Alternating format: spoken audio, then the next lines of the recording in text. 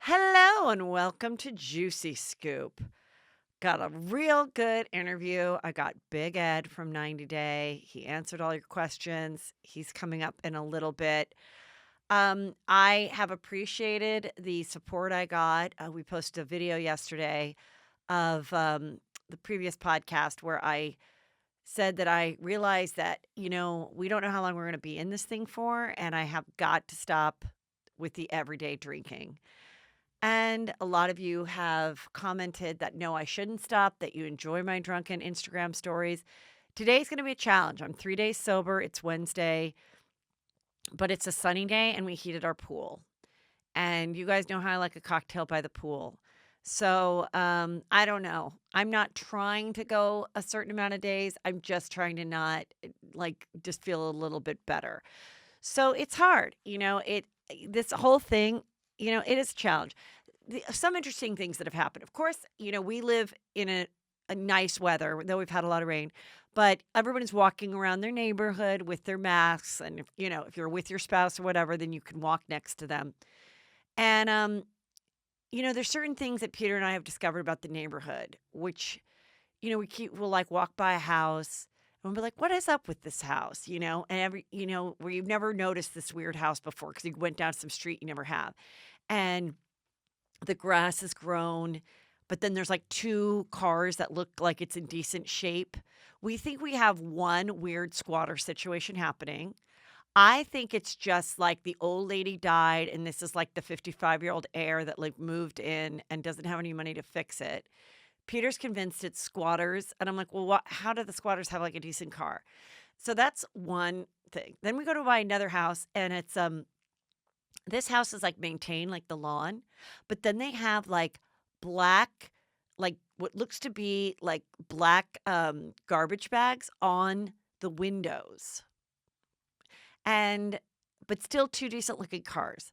So then he was like, "Oh my god, like do you think there's like someone dead in there or something? Like why they?" And I said, "Maybe it's just like their extra house and they're like gone for 6 months and they just like want to cover it up." He's like, "With black garbage can." I'm like, well, "What are we going to do at this point? We're going to start like calling in wellness checks for people that we've never even knew existed in our neighborhood before." I mean, it is like the Twilight Zone when you walk outside and you see so many people walking. It's kind of insane. It's just like also people hold on. Also, I don't want to do challenges anymore. Don't ask me to do a challenge. My friend just posted, it's a mom challenge every day. Throw up one photo of your kids and you have to explain, don't explain what it was, two kids in a cardboard box, whatever.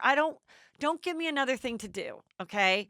I know for some people in New York City it's really cool. They walk outside at 7 and they clang their pans or whatever.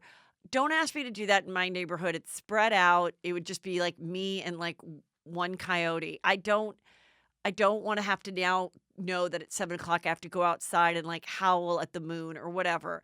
I don't want anything else to do. Okay. I don't want any more appointments. I don't want to do a Zoom happy hour with you. I don't. You know what I like to do? I like to have my drink by myself. And then I'm going to go outside and I'm going to call my one friend and we're going to catch up for like an hour on speakerphone while I have my drink. I don't need to see your ugly face or you don't need to see my ugly face while we do it. Everyone's Botox is really wearing off. It's starting to get like to a point where it's a little scary. Besides the gray roots, I don't need to see it. We can just talk on the phone. Bring back talking on the phone. I think that's really healthy. I don't think it's so healthy to have to see the faces. That's my personal opinion. Okay, let's get into Vanderpump Rules. By the way, I've got Lala and Randall really juicy interview coming on Tuesday. I already recorded it, and they share lots of stuff about their future, which you wouldn't know unless you listen to Juicy Scoop. And I also interviewing Dana, the new girl. Excited to talk to her later today. But this is what's going on with Vanderpump Rules. They go to Vegas to redo the wedding of Schwartz and Katie. And he, while the cameras are in there, finds a black bra in his suitcase. And he's like, "Katie, why is your bra in here?" And she's like, "That's not my bra." "What?" maybe they won't get married. The thing about it is, if this was any other reality show, I would be like, this is the worst. This is the worst planting. I don't know. I had a banana before I did this. I don't know why I would have like the most like throat soothing fruit. Okay. Anyway, if this was another reality show, you'd go, this is the worst like fake storyline thing. But with them, they didn't even try. He's like, what? Like he's just kind of laughing. He's like, well, she's like, well, what is that? She doesn't bring it up at the dinner. And then Lisa Vanderpump comes up to them and says to her, she goes, I have something funny to tell you, Katie. The doorman got our bags mixed up. And so it was Schwartz's was in my room. So I put one of my sexy bras inside of his suitcase. And, just to mess with him a little bit, because it's all his fault that we're even here. He didn't do the paperwork. And she's like, haha, that's funny. I'm like, first of all, I don't believe that they screwed up the luggage, okay? When he had like a soft red, like not even a Toomey style suitcase, and she's got Louis Vuitton and a Chanel like hat box thing. No. And that it was her bra and it smells good and they keep bringing it up. But I also like that they didn't even try to act like it was a real thing. Like he was like, I don't know where this bra came from, whatever. So I kind of feel like maybe Katie and Tom weren't even on it and they just didn't even, like the producers and Lisa Vanderpump actually did this prank, but they don't even care like to try to act like they're not going to get married because a bra was found. I mean, if you really if it really was not your underwear or your bra and you found it in your husband's things, wouldn't any normal person be like, what the fuck is this? But if you're on a reality show that does pranks that's desperate for story, you're like, oh, okay. All right, whatever. So they get married. Everyone looks cute. It's fun. They go to the Vanderpump, cocktail lounge. It made me miss Vegas so much. Oh my God, this time of year in Vegas is like the best. And I just hope it comes back soon. Okay. There at the Vegas bar, there is a Sheena lookalike with the same Sheena scratchy voice and the same laugh. And I have to say, that was the most brilliant thing I've seen on Vanderpump all season. That they found this girl, they hired her, they did the comparisons as they were watching it. They surprised the cast with this Sheena lookalike. Like Jax was losing his mind. She has long black hair.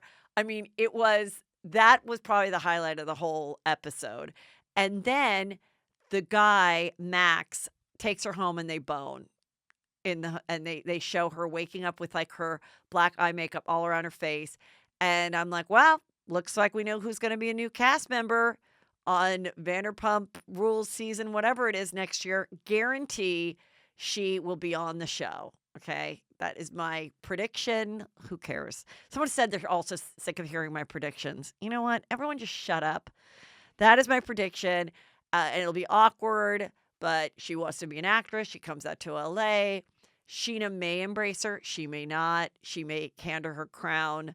Who knows? Sheena was freezing her eggs. And so you have to, first make all the eggs grow. Then you have to take them out. Then you only freeze the viable ones, which really is a big deal. It's very expensive. She talks about it, but nobody else seems to care that she's doing it. And, and she's single during the show, but now we know she has the hot Australian boyfriend that's quarantined with her. So good for her. And that's about it. We got to see Lala and Randall. They're fun. Everybody had a good time. And they left Kristen out. Again, Kristen started to cry. Kristen said to Sheena, because Sheena couldn't go because of her eggs, she said, I had to mute their Insta stories. And I thought, I'm really glad they shared that part because that's something everybody has to do. I talk about it all the time. If you're not in a good place with someone or you're not invited to something, why not just mute them for the day or 24 hours? I didn't know you could mute. I guess, you can mute them and then turn them back on. But I really suggest people do this. I really don't think you need to torture yourself and see all the fun that you're missing. And, but it wasn't a huge group and it probably would have been awkward had she come the way they were. Um, anyway, so that was fun. I watched the Karma, Family Karma, that is a new show, and I had Anisha on like last week, and I asked her, about this one guy. What is his name? Vishal's sexuality because he's engaged to a woman, but the producers keep showing things that he says and does that would be perceived as something that a homosexual guy would say or do. Okay? I'm going to say it like that. And she said, "No, I don't think that's true, and of course he's straight, and I don't think it's nice that people bring that up." I said, "Well, it's the producers that keep showing it." So I watched the episode last night, and they're in Key West, and Vishal is like, "Key West is the gay man's playground." And for the gay guy that's his friend, there is one guy who's out, who's his childhood friend, who has a boyfriend, and he's like, "This is like a buffet for him. You gotta have a little bit bagamaloosh, you gotta have a little of this, you gotta have a little of that," and all of it is just dicks for him. And I mean, anything goes here. Let's go to a drag show. Let's anything that he says that could be perceived as gay is like they highlight him saying and doing. Dancing. Oh, and then at one point the camera's not even on him and the gay guy who's his friend. They show the gay guy go, "What are you doing touching my butt? That's weird." Okay, they make sure they get that on camera and mic'd it. And then the 2 of them are wrestling on the bed. They show that. Meanwhile, he's engaged to this girl, and they're supposed to be planning their wedding. But another thing is he's planning the wedding. He's finding the, venues, but she's like, "But you're not really." And he's like, "Yeah, I am." And again, something that could be perceived as like, "Wait a minute, a groomzilla. Is it a groomzilla, or is it a guy that just" I don't know. I don't care. I don't know if he is or not, but I'm just saying this show is highlighting it a lot. Like every single thing he says and does is perceived as something like that, which is kind of interesting. Sister Wives, they had the conclusion. I think my favorite part was, the entire season was that Robin wanted to rent and Cody wanted to buy. Robin is wife number 4. And they finally are in escrow trying to get their loan on the house that they had to buy because there was nothing to rent. But she's hoping that a rental will show up before escrow closes, which she says that in front of the mortgage broker. Like anybody that's in real estate is like, that's the last thing you want to hear, that, oh, you're basically going to pull out if something else comes up. This is my favorite line that Robin says. She's like, "I just think that God will present us with a rental. Like, I just can't imagine God sitting there and not presenting us with like a 5 to 6 bedroom rental that we could rent. Like, I just don't think that God would just sit there and allow that to happen." And I was watching it with Drake, and I'm like, yeah, God's just sitting there. Like, first of all, I don't know that God sits. I'm pretty sure he floats. And he's been pretty busy with a lot of other things going on in the world, even before Corona. And yeah, I don't know that he has his real estate license. I don't know that he's looking at your financials, and he's like, "Let me just check into my favorite polygamous reality show Family and make sure that Robin has a rental." Um, it was my favorite line. And then the daughter of Janelle has her baby, and she went to like a birthing place, and the baby then had trouble breathing. And so, it was a little controversial. And I'm watching it with my son, and he's like, "Well, why wouldn't they just have the baby in the hospital?"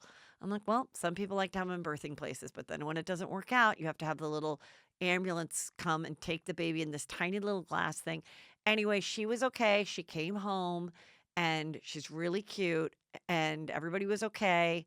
And then they revealed that her organs and everything are fine, and mentally she's perfect, but that she was born with this very rare condition that affects her fingers and toes and some of her limbs. Like one leg is longer than the other. And it was really beautiful the way they shared it. The daughter was like, Maddie was like, "I didn't want to, we knew about this before the baby came. The whole family knew, or the parents knew. And we didn't want to share it until now." And and it was actually, I'm glad that I'm glad that they did share it after the fact. I guess they have to because the show's going to continue.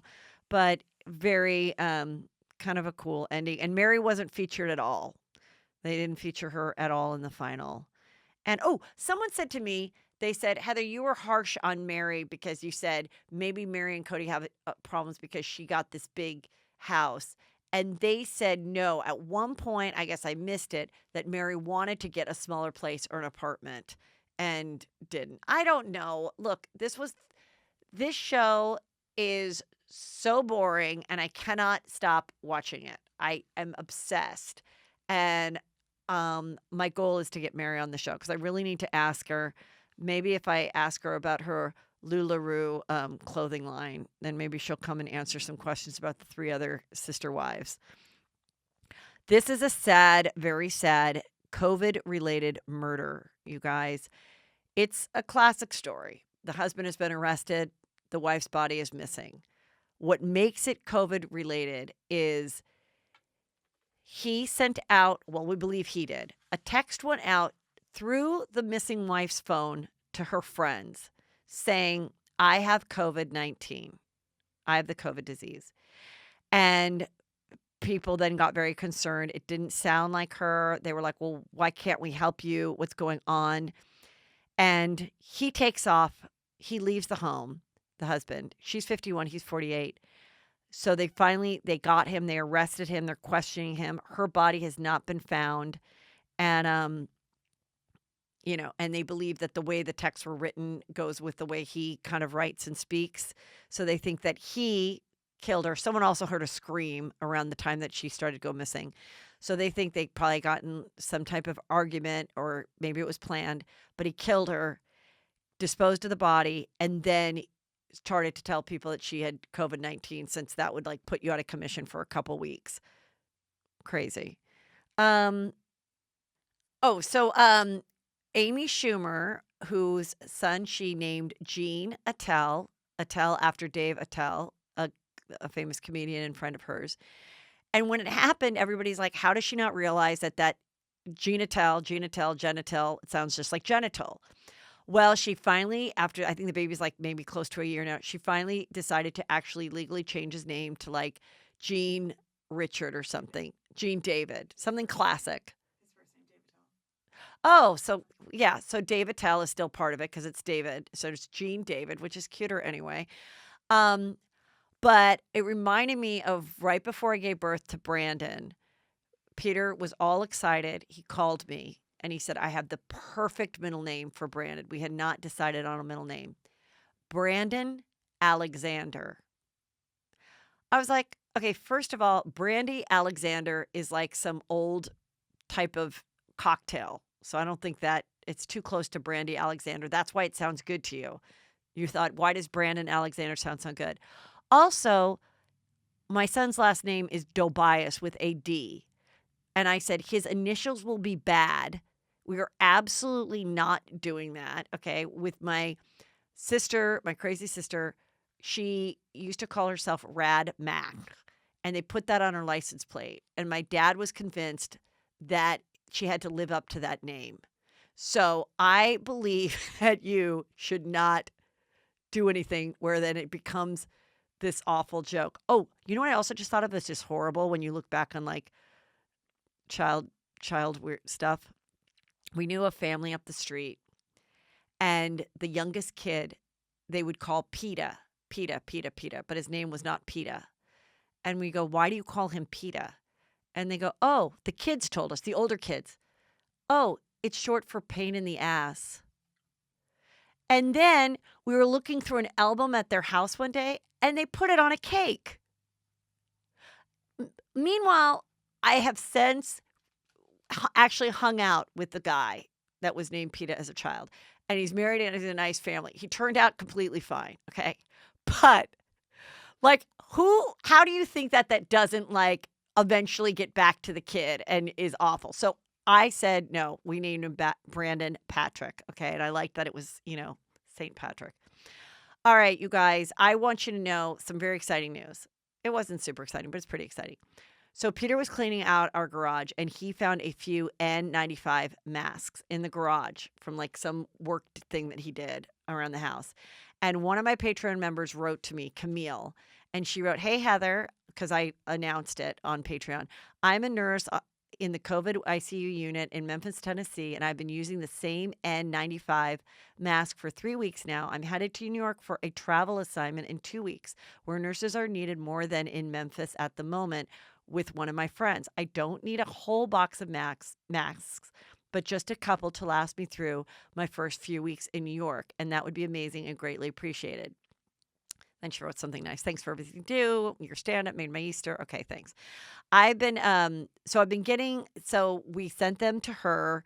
I hope that she can use it. I'm also just saying, if you have a storage unit or garage, kind of just go through this. It's a good time to clean it. You actually might find that you have a small box or a few or whatever, and every little bit helps, and you can send it or deliver it to someone who really needs it. So I've been getting a bunch of requests also for small businesses, and so we're going to try to get some more donations out to them, and I'm also going to do some social media posts for some small businesses over the next week.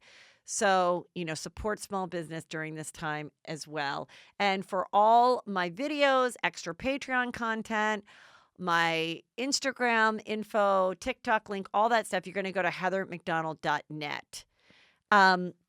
Okay, and now and you guys also at heathermcdonald.net also are the dates. Okay, you can now purchase dates for the fall shows. So get on that. We'll be adding more in the next couple of weeks as well. So, and now for my interview with your favorite from 90 Day Fiancé, Big Ed.